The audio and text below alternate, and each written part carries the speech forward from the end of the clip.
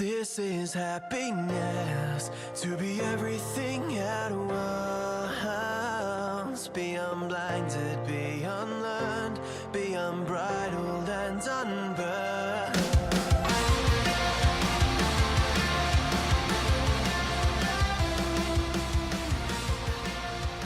Hey everyone, and welcome back to a brand new episode of Mood Prep. My name is Dave Nixon, and today we're going to continue on with the delicious little archetypes that I've been bantering about in the last 2 days. So we're moving on from the masculine side of things, from King Warrior. We're going to move on to the Magician and his shadow variations. And with the feminine, we're looking at the Wise Woman and her shadow variations. And once again, I'll start with the Magician and sort of pull it apart from there.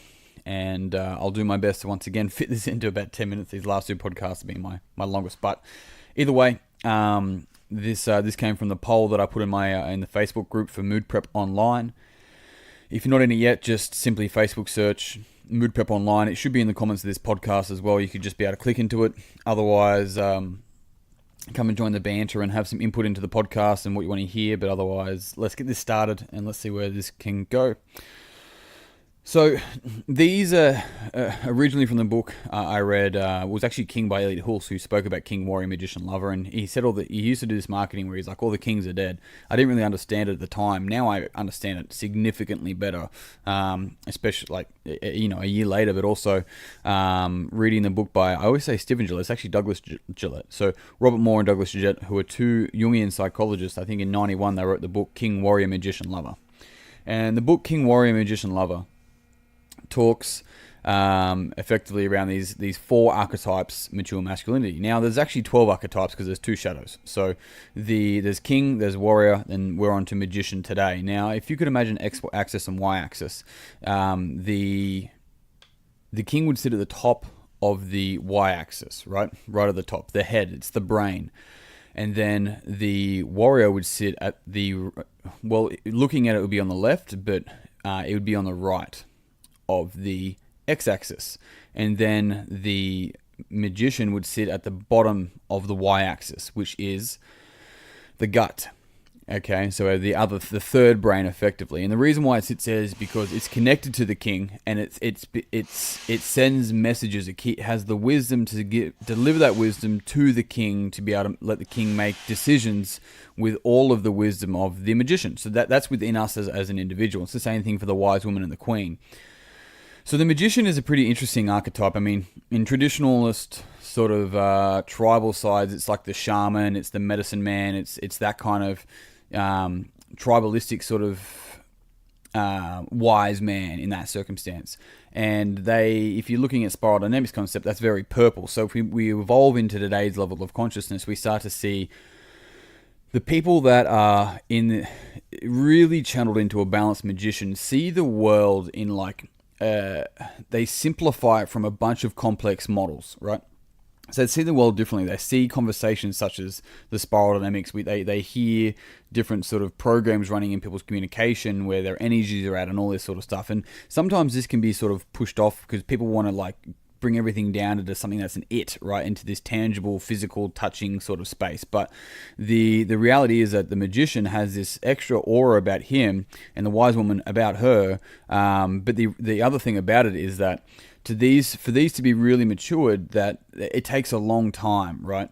So it takes a long time for the Magician to really come to their own, and same thing for the Wise Woman. And think of it more like a tree, right? You might have something like a gum tree, but if the gum tree continues to grow upwards but not downwards, then at some point it's going to tumble.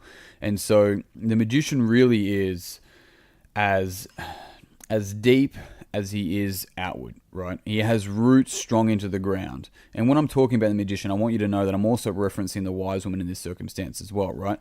You'll find that she just holds more of the feminine qualities. So she has, if you look at the masculine energies and the feminine qualities of the people that we look up to, and you listen to the Brene Browns of the world at the moment compared to your Tony Robbins of the world, that's probably where I'm really referencing. Yet both of them would have their own masculine and feminine qualities within themselves. So looking at this, you start to sort of understand that it's like that quote, which is one of my favorite quotes, which is "as below, so above." And what that means is, as below is as deep you are, you will be above, right? So the work isn't about showing everybody how good you look, or how or materials that you have if you're shallow, because you can fall apart at any time. So the work is to work in and work down deep into your soul. And by doing that difficult work that isn't like a tangible test that we do at school, because school doesn't teach us that. School wants us to do a lot more its sort of thing, which is more tangible space, more the objective space. Whereas this subjective space is where Jung and Freud spent a lot of time, and a lot of their students since, among many other sort of fantastic teachers like Nietzsche and Jordan Peterson's there at the moment. So it's this idea that the continual inner work allows us to be able to express our outer work better. So as below, so above. And you'll hear it in like songs from Tool. They actually have a song that's completely the Fibonacci sequence. Like, this is the interesting thing about a lot of rock bands, is that some of them have so much crazy depth. And I can't think what song it is, but they talk about your shadow. It might be 46 and 2 actually, by Tool, and that's actually referencing the shadow psyche of Jung psychology. It's pretty fascinating. So I hope you go and listen to that song now, right? So understanding that as below, so above with the magician is that they continually do inner work to understand the outer work they can then do with everyone else. Now, today's society, we are very quick to want to just try and help everyone else, not realizing that that is a cry for help, for work on ourselves, but we don't know how to do that. It's also harder to go in and work on our own shadows and psyches and shadows of the self and everything, so it's easier to work outwards, right? I've talked about it a lot. And if we're not careful and don't do the work in, we can never really mature our magician or our wise woman. So what ends up happening is that we then venture into the two shadows, okay? And the shadows of the masculine magician, the inflated shadow is the detached manipulator. And this is somebody who on the Enneagram can be an unhealthy type 3, which is the achiever.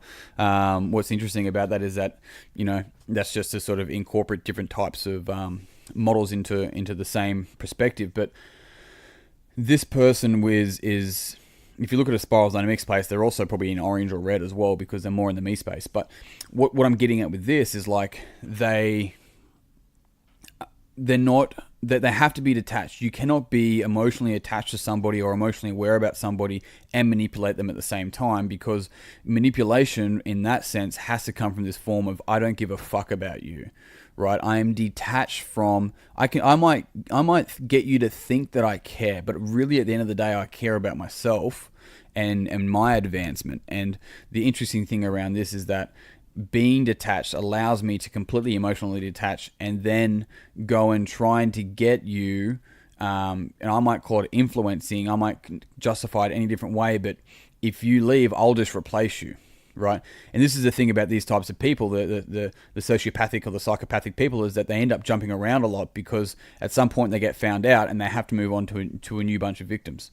And so the detached manipulator is that, typical used car salesperson. I say typical because I'm not saying every used car salesperson is in that space. So, but you definitely would have felt this in somebody before, and go from there. Now, the female one is inflated as a witch. And this is a very similar sort of concept to the person that is manipulating people around them for their own benefit, whether that be emotional, psychological, spiritual, financial, whatever it might be. They're in that sort of witch energy space, which is sandwich. So no, which allows them to detached emotionally for their own short-term benefit, not realizing that both parties are in a lot of pain. Now, the isolated variation in the male masculine magician is actually the innocent denying one. This is known as the keyboard warrior, the troll. This is the person that sits in the fucking basement of their parents' house trying to troll people while their mum's making them pizza pockets, right?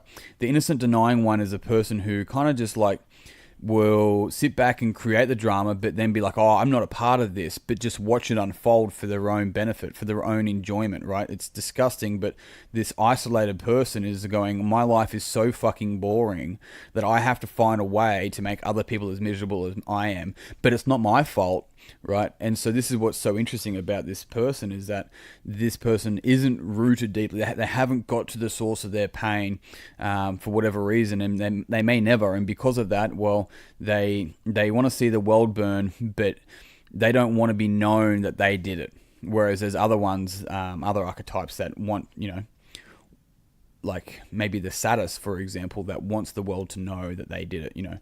You wouldn't find Hitler being the innocent denying one as the example. So whereas in the female, it's no longer the witch; it's actually the fool, and the fool is the naive, innocent.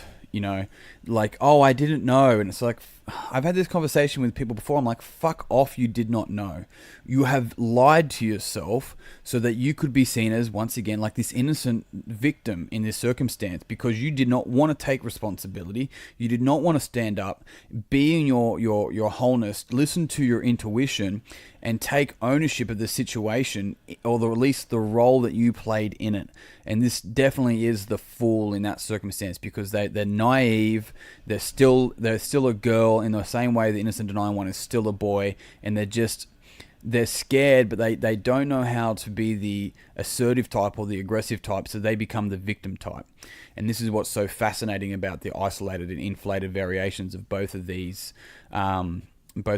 archetypes as well. So team, that's the magician, and that is also the wise woman. Sort of very similar, unlike some of the other ones that are sort of a bit more different, like the warrior and the mother. But I hope you got something out of this podcast anyway. I did my best to once again explain Jungian depth psychology archetypes, or at least my understanding of it, in like 10 minutes. So I hope you enjoyed it. And if you did enjoy it, it would mean the world to me if you could pass on, if not just this podcast and this 3 so far. I've got another one tomorrow, which will go into the lover, but mean the world to me if you could pass this on to somebody that would also like it and enjoy it and benefit from it. As always, please jump on my Instagram, my Facebook, or my YouTube. They're all under Dave Nixon or DD Nix, and follow me there. Otherwise, until next time, peace and pizza, kick today in the dick, and slay the dragon. I'll see you soon. To be everything at once, be unblinded, be unlearned, be unbridled and unlearned.